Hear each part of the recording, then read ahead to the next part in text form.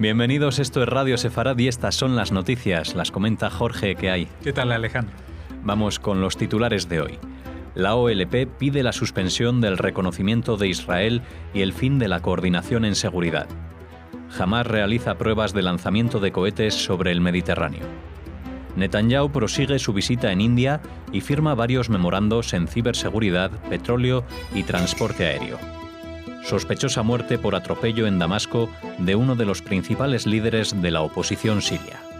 Estos son los titulares del día. Hablaremos después con Raquel en la agenda cultural.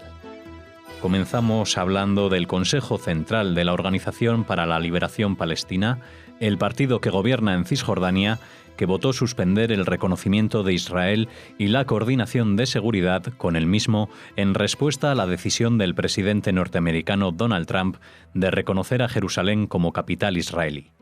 El Consejo Central es un órgano clave de la OLP, pero no está claro hasta qué punto sus resoluciones son vinculantes, que solo tienen carácter obligatorio si cuentan con la aprobación del presidente de la Autoridad Palestina, Mahmoud Abbas, que tiene la última palabra. Por ejemplo, ya en 2015 votó a favor de suspender la coordinación de seguridad con Israel, una medida que nunca fue implementada.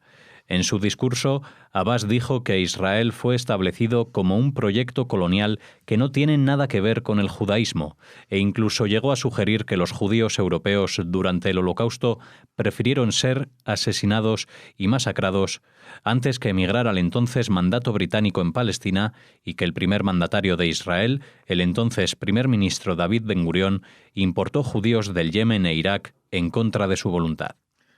La verdad que las declaraciones de Mahmoud Abbas, ya más que declaraciones políticas, son declaraciones totalmente antisemitas. Esto no... vamos a ver, esto que yo creo que hasta el presidente Obama se le pondrían los pelos de punta a escuchar, primero, que Israel fue establecido como un proyecto colonial que no tiene nada que ver con el judaísmo. No, me parece que son dos cosas diferentes. Por eso... El principal escollo que tiene Israel con Abbas es que reconozca que Israel es un Estado judío. Parece que él es el defensor del carácter judío del Estado de Israel, es el que sabe sobre judaísmo y puede decir que Israel no tiene nada que ver con el judaísmo. Y luego ya se mete con el Holocausto. La verdad que estamos en estas épocas que estamos ya en la organización de los homenajes, y decir que los judíos europeos prefirieron ser asesinados y masacrados antes que emigrar al mandato británico en Palestina es ser de mal nacido. No tengo otra palabra. Estas personas fueron asesinados y masacrados porque tuvieron enfrente a un régimen totalitario como fue el nazismo. Y entre otras cosas no pudieron llegar al mandato británico, como dice entonces Mahmoud Abbas, no porque no prefirieran hacerlo, sino porque gracias a las masacres que organizaron los palestinos, organizados por el Mufti de Jerusalén en los años 29 y 36, matando a los judíos de Hebrón, pues los ingleses se acojonaron y cerraron la frontera a la inmigración de judíos, incluso sabiendo que podían ser asesinados en Europa, y por lo tanto no pudieron entrar en Palestina. Pero no pudieron entrar en Palestina por culpa de los propios palestinos que instigaron a los británicos a cerrar las puertas. Y ahora dicen que prefirieron ser asesinados y masacrados. Y luego ya, para agregar un poco de mentira a la pira de las verdades, pues dice que Ben Gurión importó judíos, no que los judíos vinieron, sino que los importó del Yemen e Irak en contra de su voluntad. Y por eso le pregunto a Mahmoud Abbas, entonces, ¿por qué no volvieron nunca a Yemen, a Irak, ninguno de esos judíos? Por lo menos que yo tenga noticia. Y bueno, y aparte de todo esto está la decisión del Comité Central, porque este es solamente el discurso final. Y todo esto, ¿sabes qué es? No es otra cosa que un paripé, porque en realidad la supuesta dirigencia palestina está organizada y tiene comités y tiene elecciones, pero en realidad no tiene elecciones, es una total dictadura. Este personaje subió a la muerte de Arafat y desde hace más de 10 años no ha sido ratificado por ninguna elección del pueblo palestino. Y tiene una especie de organismo que se llama Consejo Central de la Organización, de su partido, que hace recomendaciones o insta al gobierno a hacer unas cosas que es el propio Abbas que se las propone, pero que no tienen fundamento ni valor hasta que el propio Abbas las reconoce. Y entonces Abbas nunca toma esa decisión. Se pone en el papel de que si esto no pasa, lo que me está pidiendo el pueblo, que no es el pueblo sino el Consejo Central, si esto no pasa es porque yo de momento estoy conteniendo la ira de mi pueblo. Se pone en ese papel de salvapatrias que se ha fabricado él mismo y también lo que pide el Consejo Central también tiene mandanga, esto de suspender el reconocimiento de Israel. Y también dejar de coordinar la seguridad, ¿todo por qué? Porque Estados Unidos toma una decisión, no por una decisión de Israel. Entonces, en vez de castigar, entre comillas, a Estados Unidos, decir, nosotros no vamos a aceptar ni $1 más de los americanos. ¿Por qué no lo dicen? Porque son unos miserables, porque lo único que quieren es recibir más dólares de los americanos. Todo esto es el paripé para seguir engordando las cuentas corrientes que tienen en los paraísos suizos y a veces, a diferencia de la corrupción que nosotros conocemos en Europa y en otros países, ni siquiera con cuentas numeradas o encubiertas, porque allí saben que son intocables, porque nadie les va a chistar ni les va a hacer nada, porque todo su pueblo está sometido como pocos pueblos han estado sometidos en la historia de este mundo, a esta dirigencia que el mundo en general, que el resto de países la reconoce como una dirigencia moderada y como que fuera el interlocutor para unas negociaciones de paz que nunca van a llegar, por lo menos con un personaje como este, tan antisemita, tan racista, y que por agregar algo a su currículum diremos que su tesis de doctorado versaba sobre la veracidad del libelo de los protocolos de los audios de Sion, que está basado en cómo tratar a los protocolos, ese libro, como si fuera un documento auténtico. El ministro de Defensa israelí, Avigdor Lieberman, manifestó que el grupo terrorista Hamás realizó la noche del lunes al martes pruebas de lanzamiento de cohetes sobre el mar, lo que demuestra su interés en seguir invirtiendo en la guerra antes que en el bienestar de la población de la Franja de Gaza. El presupuesto para el ala militar de Hamás en 2017 fue de $260 millones, destacó Lieberman, precisando que Irán suministró aproximadamente $100 millones.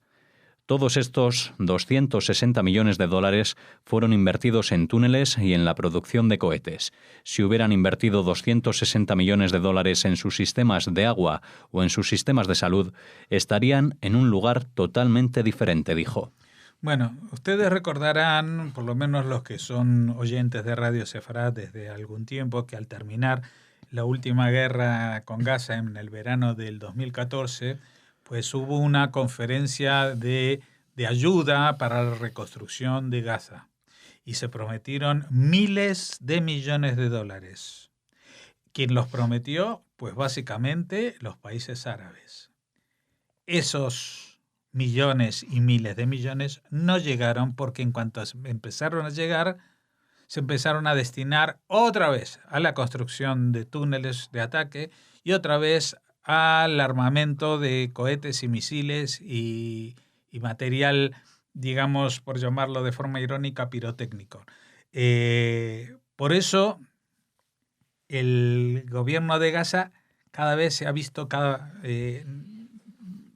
más hundido económicamente y dependiente únicamente de los iraníes, que fíjate qué casualidad o qué paradoja. Los iraníes son chiitas y los de Hamás son suníes y si tuvieran la oportunidad se estarían matando, pero Hamás está dispuesto a bajar el cuello a la altura de la guillotina con tal de recibir esa ayuda que no llega, porque para lo que quieren esa ayuda no es para que la gente pueda reconstruir sus casas o para que no mejorar la sanidad pública o la educación o lo que sea, sino para seguir construyendo túneles de terror, de ataque, lanzar misiles. Hemos visto estos días que hemos hablado de cómo Israel ya tiene una tecnología que le permite destruir los túneles de ataque apenas penetran unos metros en el territorio israelí, a pesar de que los de Hamas reciben ahora mismo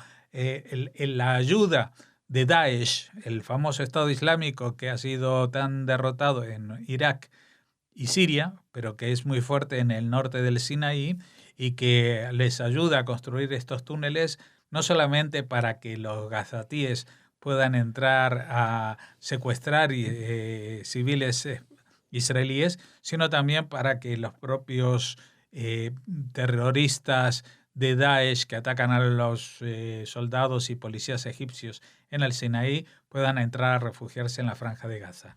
Y consiguieron hacerlo, por lo menos en el último túnel que se ha descubierto y se ha volado, porque pasaba antes de entrar en territorio israelí por territorio egipcio. Bueno, todo esto lo que viene a certificar es que tras el fracaso que todavía se resisten a reconocer de los túneles de ataque, ahora llega el turno otra vez de los cohetes, de los misiles, de los morteros y todo lo que pueda volar por el aire a pesar del sistema antimisiles cúpula de hierro.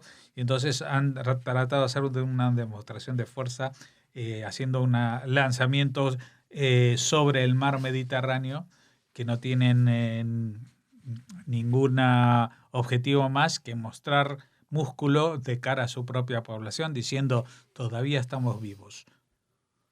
El primer ministro israelí Benjamin Netanyahu y su homólogo hindú Narendra Modi sellaron un acuerdo que aumenta la cooperación entre ambos países, en particular en ciberseguridad, durante la visita de 5 días del gobernante de Jerusalén a la India. Además de en materia de ciberseguridad, la India e Israel firmaron memorandos de entendimiento sobre petróleo, transporte aéreo y cine, así como varios acuerdos que vinculan a entes públicos en el sector aeroespacial, de medicina natural e inversiones. Modi visitó en julio del año pasado Israel, la primera de un mandatario indio a este país, con el foco puesto en la lucha antiterrorista y la economía. La India mantiene una importante colaboración estratégica con Israel y es uno de los mayores compradores de su industria armamentística, con una balanza comercial de unos 4.600 millones de dólares de promedio anual y otro alrededor de 1.000 millones en componentes y sistemas de defensa. Sí, bueno, Netanyahu sigue en esta visita que creo que va a durar 5 días en total en la India. No es solamente una visita de cortesía de volver la que ha realizado el primer ministro Modi, aunque también asistirá a todos los encuentros de protocolo, sino que realmente va a haber un reforzamiento muy importante de los lazos comerciales, de cooperación, incluso de seguridad. No olvidemos que Israel y la India comparten más de un asunto en común. Por ejemplo, ambos nacieron prácticamente al mismo tiempo, hace 70 años, tras la retirada del Imperio Británico, del control del Imperio Británico sobre su territorio. En el caso hindú, que fue anterior al israelí, pues se propuso una partición del territorio en un país hindú, de religión hindú, y otro país o hinduista, y otro país de religión musulmana, que fue Pakistán. Y así se hizo, y al finalizar esta partición y proclamarse la independencia, pues se desató una guerra entre ambos países.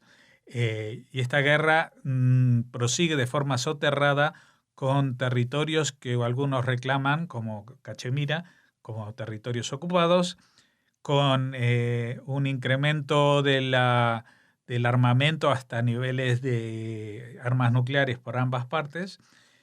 Mientras que en el lado israelí también, en el año 47 se tomó esta decisión de partición, en el año 48 la declaración de independencia y la separación, la partición era entre un Estado judío y uno árabe, que aunque no lo decía, era mayoritariamente musulmán.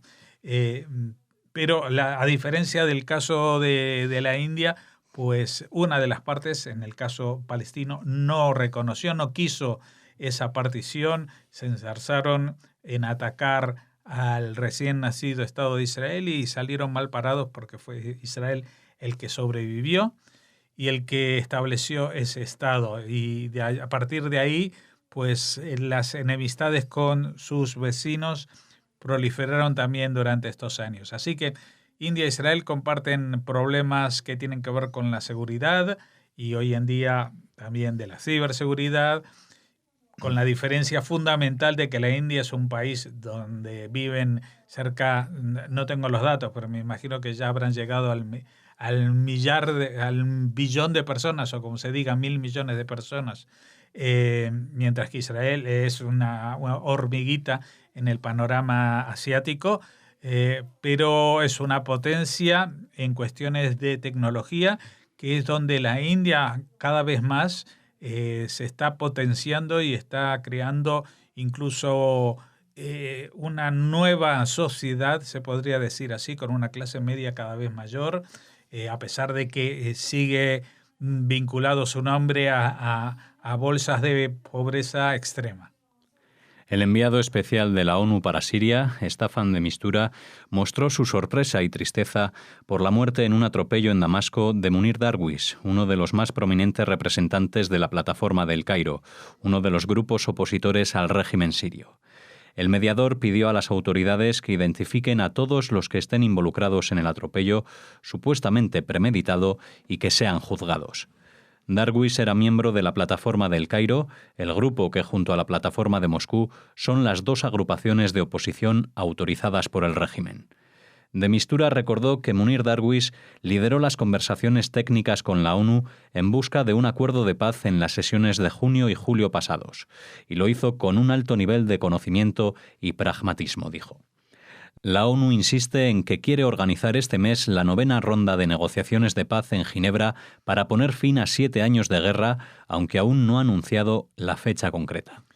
La fecha y el final que va a tener esta guerra, pues no se sabe, aunque sí ya todo apunta a quién va a ser el ganador absoluto, que va a ser el presidente actual de Siria, que va a permanecer en el cargo, apoyado justamente por Rusia. Si no hubiera sido por Rusia, hubiera caído hace mucho.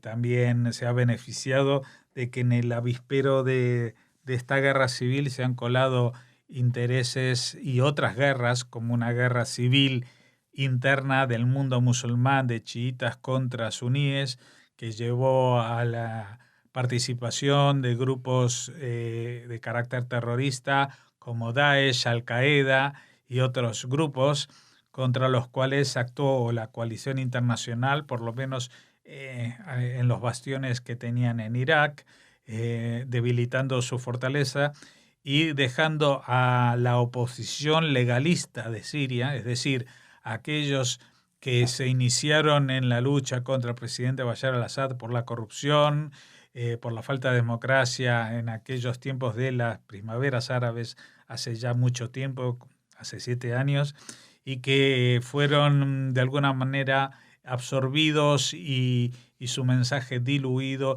en ese mar de contradicciones que se convirtió el país. Dentro de ellos, dentro de esas oposiciones o dentro de esos opositores, hubo muchos que se lanzaron a la lucha armada, pero otros que permanecieron en la lucha política, y en realidad uno de los pocos que pudo hacerlo todavía viviendo en Siria fue Munir Darwish, al que ahora simplemente se lo cargaron con un atropello. No hay otra palabra, hasta lo ha dicho y lo ha sugerido el representante de Naciones Unidas, de Mistura, cuando dice que pide a las autoridades que identifiquen a todos los que estén involucrados en el atropello, supuestamente es una palabra política, premeditado. Esto es un asesinato de Estado, sin duda, tal como Siria acostumbra hacerlo no solamente en casa, sino también exportarlo como modelo, por ejemplo, en Líbano, donde ya ha matado a más de un jefe de Estado, a más de un jefe de gobierno y a más de un candidato a alguna de estas posiciones. Cerramos aquí esta primera parte de las noticias y ahora hacemos una pausa para volver con la agenda cultural.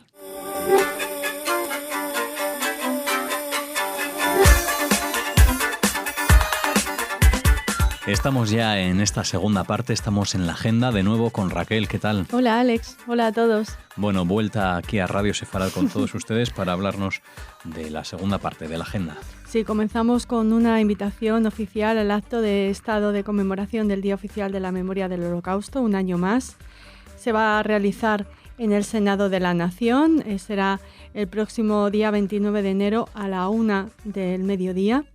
La apertura de la sala tendrá lugar a las 12 horas y estarán presentes las más altas autoridades y por supuesto representantes de la Federación de Comunidades Judías de España y de otros colectivos que se ven llamados a conmemorar este día, como se me ocurre a Michael de Mauthausen y de otros campos, el colectivo gitano, el colectivo homosexual, los testigos de Jehová, todos los perseguidos por el régimen nazi.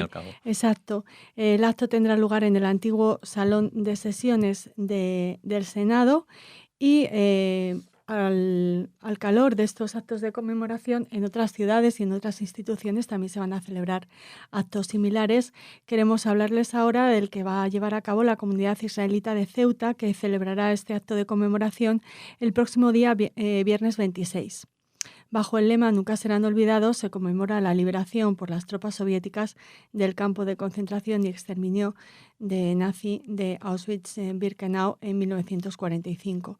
Les recordamos que el 1 de noviembre de 2005, la Asamblea General de las Naciones Unidas proclamó oficialmente esta fecha que, más allá de su objetivo de dar testimonio de los crímenes perpetrados, desempeña un papel esencial en la educación relativa al genocidio del pueblo judío y otros crímenes cometidos por el régimen nazi y sus colaboradores. Así que les invitamos a participar en este acto de Ceuta y seguiremos hablándoles de más actos alrededor de este Día Oficial de Memoria del Holocausto y Prevención de los Crímenes contra la Humanidad. Estos son algunos de los que traíamos hoy aquí, seguramente haya más a lo largo de este mes de enero. Por ejemplo, seguro el pionero que fue la Asamblea de Madrid. O sea que estén atentos porque seguro que si quieren participar van a poder encontrar un lugar, una institución próxima para poder hacerlo. Muy bien. Y recordarles también esa iniciativa que anunciábamos o que recordábamos en las noticias de los lunes, el We Remember. Sí, es que cierto. También pueden ustedes... A través de Twitter, con el hashtag, almohadilla We Remember, también pueden participar. Sí, Facebook, Twitter, Instagram o mandando su foto al Congreso Judío Mundial, así que les animamos a hacerlo. Y ahora les hablamos de una charla que va a ofrecer Gabriel Ventasgal, el director de Hastad Hassení, La Cara de la Verdad. Será el jueves 18 de enero en el Centro Ibn Gabirol, en el Colegio Estrella Toledano de Madrid, bajo el título Israel 2018, ¿juega el tiempo a nuestro favor? Actualidad política. Ese es el título de esta charla del siempre interesantísimo Gabriel Ventasgal. Si no conocen su página, su trabajo, La Cara de la Verdad, les recomendamos que pinchen en el enlace que les vamos a poner ahora y que lo conozcan y que se informen porque su trabajo merece mucho la pena. Asvará un esfuerzo grande por esclarecer y por ofrecer datos y no propaganda. Pues el tema del conflicto. Ahí tienen más información, como les dice Raquel, para saber más acerca de esta persona. Y terminamos con una buenísima noticia. Tenemos que felicitar a los amigos del Instituto Cervantes de Tel Aviv porque llegan a su 20º aniversario. Bueno, enhorabuena. Hacía tiempo ya que no los nombrábamos. Sí, hemos hablado mucho del Instituto Cervantes en Tel Aviv, pero bueno, pues bienvenida sea la noticia. Bueno, pues el primer día del Instituto Cervantes de Tel Aviv fue allá por 1998. Se sumaba así a la red de más de 70 centros Cervantes alrededor del mundo y 20 años después continúan trabajando para promover el castellano, el español en Israel y contribuir a la difusión de las culturas hispánicas. Además, han tratado de contribuir a las intensas relaciones culturales entre ambas orillas del Mediterráneo y fortalecer los lazos entre España e Israel. Desde el Instituto Cervantes quieren destacar la inestimable colaboración de instituciones amigas, entre las que destacan las embajadas de habla hispana en Israel, con quienes dicen compartimos mucho más que un idioma.